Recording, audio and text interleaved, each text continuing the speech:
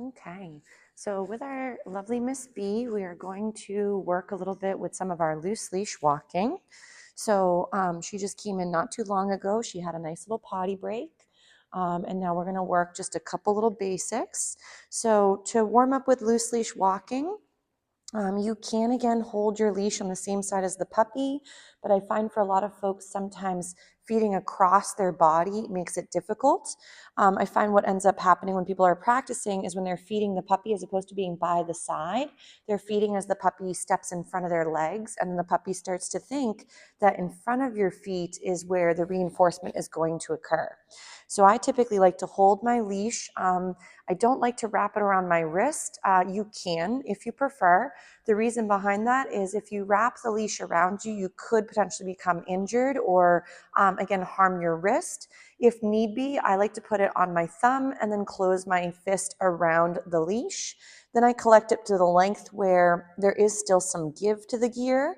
So I like to either have almost like a little happy face sort of smile to my gear, so that way it's not with constant tension.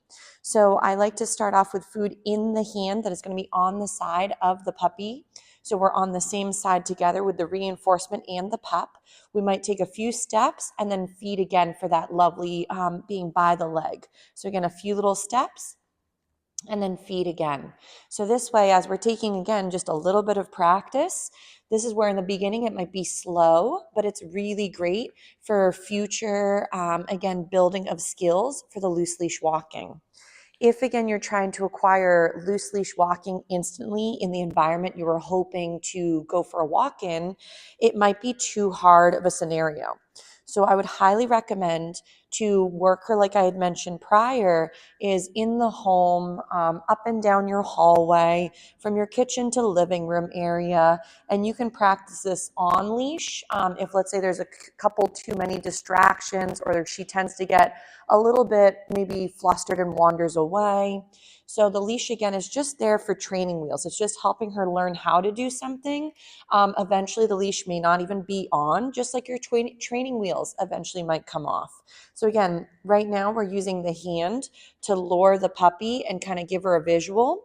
Eventually, as the puppy gets more comfortable, you're not going to be hunched over, but instead walking a few normal steps for you, and then feed the puppy again. So definitely rate of reinforcement is something to keep in mind. If, for example, your puppy is going long time between each little reinforcement, again, given, your puppy might start to think that loose leash walking is more work than it's worth. So we really want to make sure that it's going well and that she's feeling comfortable while working these skills. Right now, the air just came on because the heat is on. So we may find that sometimes she gets a little distracted by the noises of the building, but she's doing quite lovely. So again, if you're not getting this type of, setup where she's not doing quite as well, she could be, again, as I've mentioned, overtired, overstimulated, or the environment is just too difficult. Did it stop for a second, Ebba? Okay, I'll come help you in 1 second. Ready, Bales? Sometimes it times out. Ready, Bailey? Find it. So obviously Ebba's just coming over. She said her little program stopped. So I'm going to go help her in just a second. So sometimes as my puppy gets excited, I like to go into some nice little find it's. Ready, Bailey? And then that can be a great way to de-escalate the situation or help her take that excitement and funnel it into something other than the distraction, which for right now is little Miss Ebba, so my little one. And I'm going to go help her with that video in just a second. Nice job, Bales. Ready? Good girl. So I'll do a little find it for her. Nice.